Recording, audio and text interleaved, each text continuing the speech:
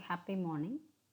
In this session, we are going to discuss about what is best effort service, what are the limitations of best effort service, to support the multimedia applications, what has to be done beyond best effort service. What is best effort service model? It is an IP service model, but it doesn't guarantee the delivery of data. Even if the data is delivered, it doesn't assure the reliability, delay bounds and throughput. Reliability refers the information transmitted by the transmitter may not reach the receiver or may reach the receiver with some error, and there is no end-to-end delay bound, and the throughput refers the maximum data rate that the information can be transmitted. These applications, these features are very much important for multimedia applications. Therefore, this best effort service model is suitable only for the applications like file transfers, email, telnet, and it is not suitable for multimedia applications due to the lack of quality. The quality of service features, it is described by the flow characteristics like reliability, delay, jitter and bandwidth.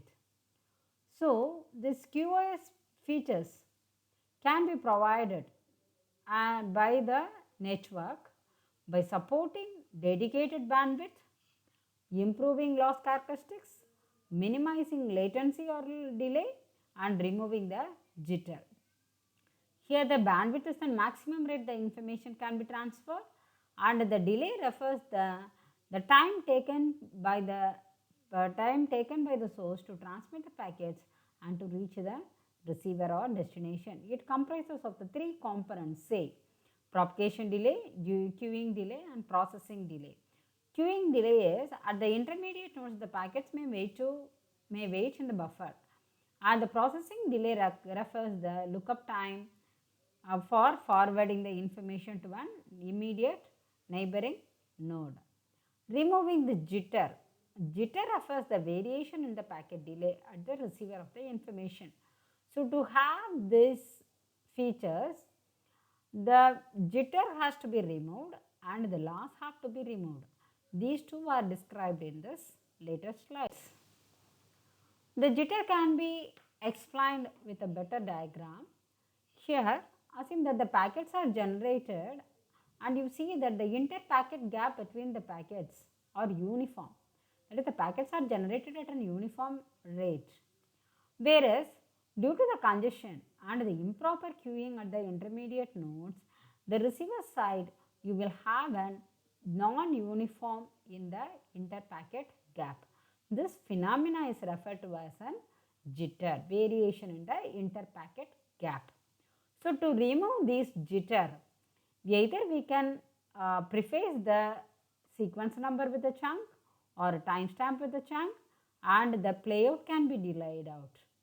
These delaying playout involve two strategies, say fixed playout and adaptive playout. Fixed playout delay. When the sender generates packets, assume if it is of an internet telephony applications, the sender generates packets for every 20 milliseconds.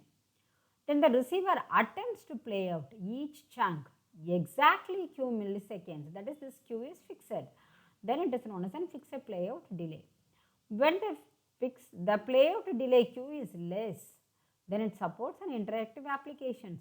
When it is larger, it minimizes an error or loss. It can be described by the diagram. Assume that the packets are generated at an uniform rate. Due to the network, you see that at the reception, the packets are received at an the difference in the packets are varied. So, if I start play out the received packets with the playout schedule P, then what happens? For the first packet there is no problem. For the second packet also no problem. For third packet also no problem. When you are coming to the fourth packet, at the playout schedule P, it has not reached. Therefore, the packet will be lost. When you are coming to the second schedule P dash, we are purposefully delaying the playout. Instead of starting the playout at P, I am starting the playout at P dash. though the packet is received at the time instant R. Therefore, the first packet is played out at this time, second packet, third packet, and so on. So now you see the case, the fourth packet is reached before the packet is before the playout schedule, the packet is reached. Therefore, it minimizes an error. So as I already said, when you fix the large playout delay, the packet loss will be smaller. Otherwise, smaller means you will have a better interactive experience. This is our diagram. And the second methodology is an adaptive playout delay. Here, the network delay is estimated and the playout delay is adjusted at the beginning of each talk spurt. Assume the same, each chunk is played out of 20 milliseconds during the talk spurt, and silent periods. In this adaptive playout, the silent periods are compressed and elongated.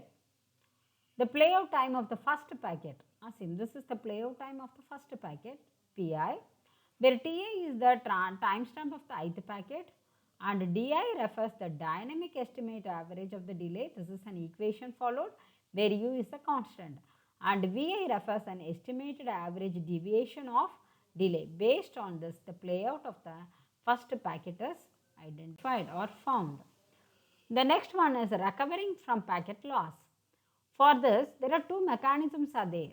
Sender-based recovery schemes, and it is referred as a loss anticipation. That is, you are expecting there will be a loss. So, if the loss occurs, how it has to be handled? That is referred by forward error correction and interleaving. The second one is a loss concealment. Though the error occurs, this will be concealed. Though the loss occurs, it will be concealed. This is referred as a receiver-based recovery schemes. First, we will see about the loss anticipation. In the loss anticipation, the first scheme is a forward error correction scheme. Here we are using the very simple scheme where the chunks are received for n original chunks, then one redundant chunk will be created by exclusively ORing this n original chunks, and this is sent out. So, for every n chunks you need to send one additional redundant chunk, therefore, it increases the bandwidth by the factor 1 by n. So, reconstruct the chunks n after you receive this n plus 1th chunk. So, the playout delay will be the time required to receive all the n plus 1 packets. Therefore, when you choose the value of n is larger, when for more number of n chunks, if you add one redundant chunk, then the bandwidth wastage will be lesser. Otherwise, so there is a trade-off.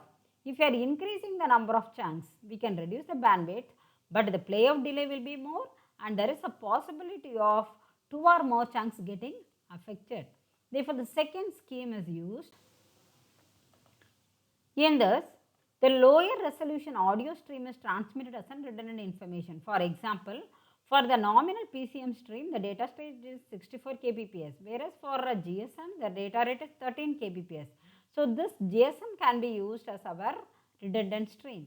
You can see this diagram. Here in this example, we have 4 chunks in the original stream. The first chunk is transmitted as such, and along with the second stream, you will be transmitting the low resolution, that is GSM encoded, that is 13 kbps data rate is attached with this one, and similarly for the second one and third one. And when it is transmitted through the channel, there is a possibility of the third packet or the third chunk got lost. Then at the receiver side, the reconstruction is being carried out like the first chunk is received properly. While you are receiving the second one, you also have the lower resolution of the first stream. As the first one has been received properly, this will be discarded. When it is coming to the third chunk, in this time period, you have not received anything. But along with the fourth chunk, the low resolution of the third chunk is received, then that will be modified to the high resolution to reconstruct the stream. The third scheme is an interleaving. In this interleaving, the chunks are divided into smaller units. For example, if 20 milliseconds chunk and if you have 4 units, then each will be of 5 millisecond chunk. Then the packets are created by containing small units from different chunks. We will see with that. Assume that this chunk is divided into 4 units. Now, the packets are created by the small units. That is, the first unit of all the chunks are grouped together as one chunk. Then the second unit of all the chunks are grouped into one second chunk, and so on. This interleaved chunks are being transmitted, streams are transmitted. And in the case, if this third one is lost, at the receiver side, you will have the loss. At the receiver side, the reverse operation. All the first units from each chunk is stripped off to make the first chunk at the receiver to reconstruct the information. Now you will have the loss at this one, but you will not have much quality loss. There is no redundancy overhead, but it increases the playout delay. The next one is on loss concealment schemes. In the first one is on packet repetition. From the name itself, we can say it replaces the last packet either by the preceding or our succeeding packets. So, it has a very low computational complexity and performs reasonably well. The next one is an interpolation. It replaces the last packet by a mean of the previous and the succeeding. So, compared to the packet repetition, it is having a more complexity, but performance wise it is comparatively better. With this, with these loss concealment and loss anticipation schemes, the losses are recovered, and using the fixed playout and variable packet playout delay, the the packet jitter are removed. Thank you.